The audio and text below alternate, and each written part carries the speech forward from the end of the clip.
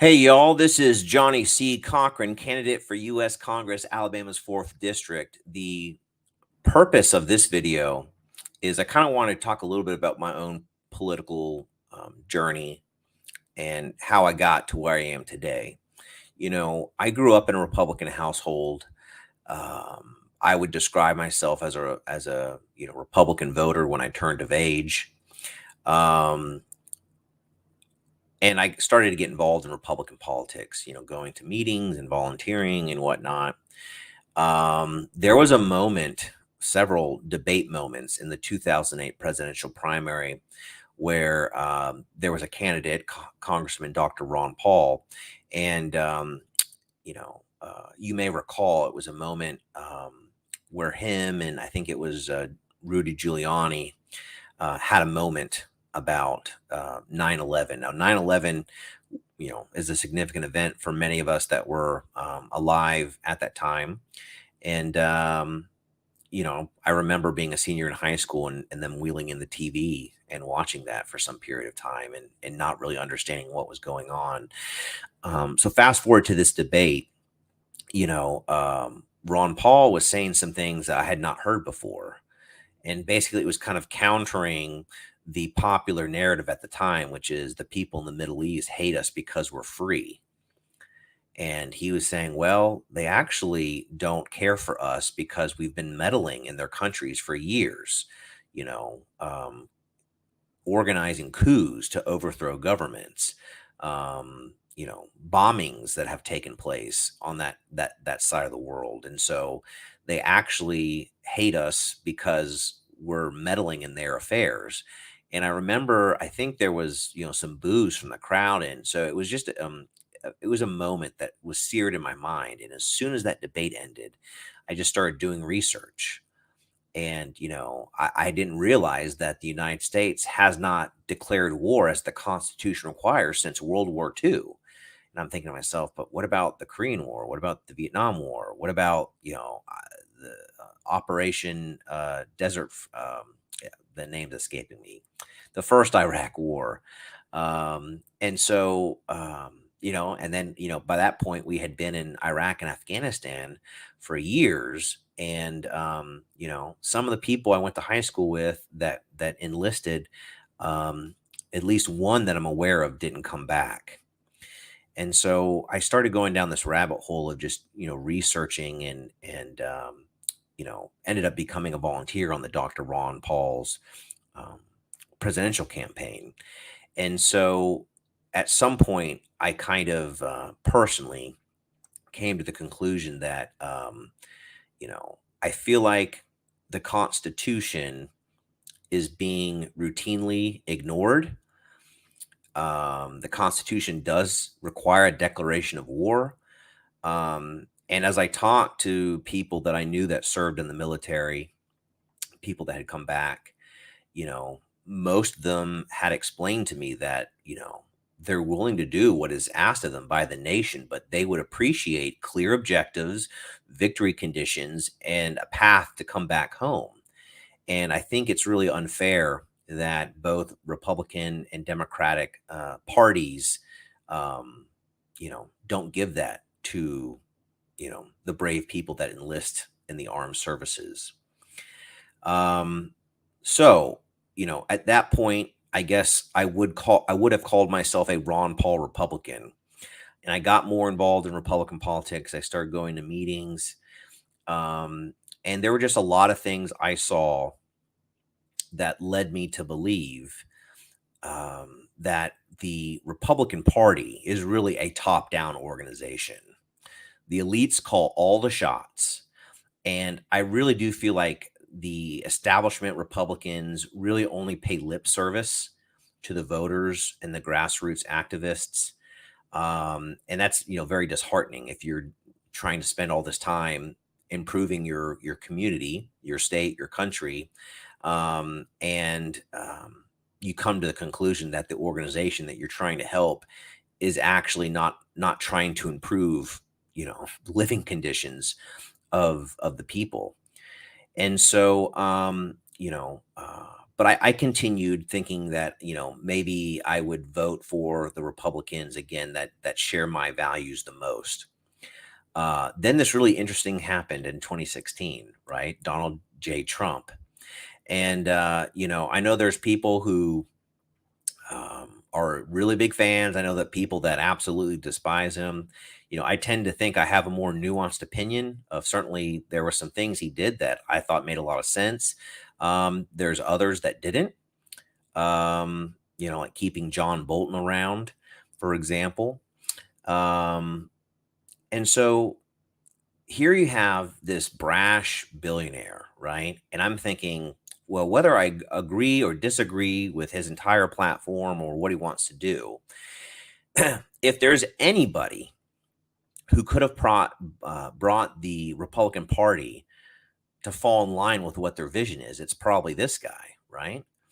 And again, being I think, a more nuanced observer of his presidency, I firmly believe that the establishment, both the Democratic and Republican politicians in DC, actively worked against him during his presidency.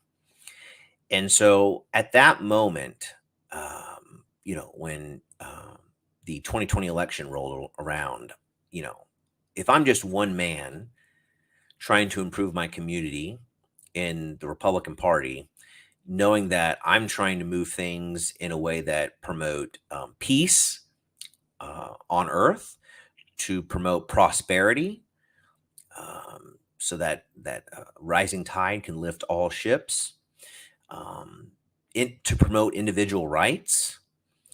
That if Donald J. Trump couldn't bring the Republican Party to bear, um, what are my chances of doing that? And so, again, seeing all these broken promises that the Republican Party would offer, big and small. Speaker Paul Ryan said they were going to reform the tax code so that we could file our taxes on a postcard. Never happened. Republicans talk about following the Constitution, and yet, we're in these 20-year wars in Iraq and Afghanistan that thankfully finally ended. But how much blood and treasure did we spend over there? And, is it worth it? For those that served and came back, how many of them, have horrific injuries or PTSD? And again, my question is, is it worth it? Was it worth the price to our neighbors, our brothers, our fathers and mothers and members of our community? Republicans talk about balanced budgets. They talk about reducing the national debt. The incumbent in my race entered in, I think, 97 or 98. The national debt was $5 trillion. It's 30 trillion now. I mean, what have we been doing these last years? And I think the Republican Party employs this tactic where they know that small, limited government, fiscal responsible voters aren't going to vote for the Democratic Party, right? Because they don't want their taxes raised, among other things. And so many people hold their nose and they don't vote for the Republican candidate, but they vote against the Democratic Party and or candidate. And I felt like in this race in particular, either no one runs against the incumbent, or if they do, this Democrat who's running again this time lost last cycle in 2020 like 82-18, right? And if you see an election, it's like 60-40. You're like, oh wow, that was a blowout. I mean, I don't know what you call 82-18, a shellacking. And so I wanted to give a unique opportunity to the voters of District 4 in Alabama, which is the following preposition. If you are a Democrat voter, you are not going to unseat the incumbent Republican of 25 years. Hello, term limits. by voting for the Democratic candidate. You're just not. Now, um, as a libertarian, I would imagine that there are things that we agree on and things that we disagree on, and I'm willing to have those conversations. And my commitment to you is I am a good listener, and if you're willing to have a civil, respectful conversation with me, I'm willing to return that to you as well. So if you are a someone who votes, on the left side of the spectrum, just know that my campaign is actually the best opportunity you have to unseat the Republican incumbent, because I believe that I would draw votes from all segments of the population. If you're an independent voter, this is a unique opportunity because you do not have to vote for one of the two old parties if you don't want to. I believe that the country is coming apart at the seams. And I think both the old parties, in conjunction with the corporate media, is accelerating that. And I think at some point, we have to stop sending lawyers to Washington, D.C. Now, maybe that's counterintuitive because the position is the legislature, right? I feel like lawyers are trained to be combative. They're trained to be argumentative to win their point. I don't think America or Alabama, I think we're tired of the fighting. Why don't we have people in Washington, D.C. that are coming up with systems, entrepreneurs, engineers, teachers, doctors, people who come up with solutions as opposed to, just blowing a lot of hot air. So if you're an independent voter, this is an opportunity to really kind of shock the world by sending someone to DC that's not a member of the two old parties. And if you're a Republican voter, as I was for many years, this is my what I'd like to lay out to you, which is the incumbent has been there for 25 years. I strongly believe in term limits. 25 years is too long. We're not supposed to have people who go up there and that's their career. The national debt, while he's been in office, has 6x from 5 trillion to 30 trillion.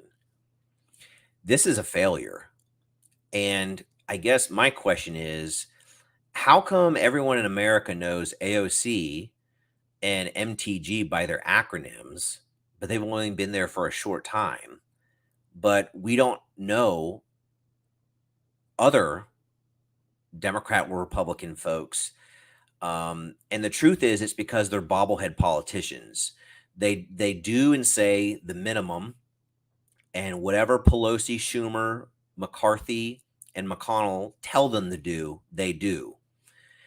And so this is a unique opportunity for small, limited government, fiscal responsible voters who I would argue more often than not vote for Republicans to send the establishment in DC a message that you're not going to take our votes for granted.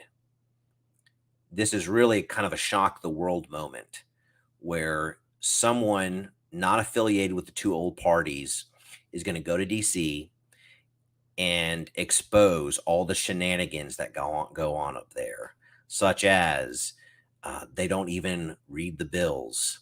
And so you're going to have someone who is going to try to, again, be that new age digital Paul Revere about all the malfeasance, corruption that takes place in Washington, D.C., and can try to be a voice for regular people. I think my message to Republican voters is I refuse to watch the managed decline of our nation. And I really think it's going to take not just me, but you. It's going to take regular people to stand up and say, this is enough. We're tired of these politicians. We're tired of all the performative theater on the corporate news. We want living conditions in the United States of America to improve. And it's going to take regular people stepping up. So that is my message for Republican voters. Please consider supporting our campaign. Go to www.johnnyccochran4al.com. Send me a question. Be happy to answer it. And we'll see you out there on the campaign trail. Thank you.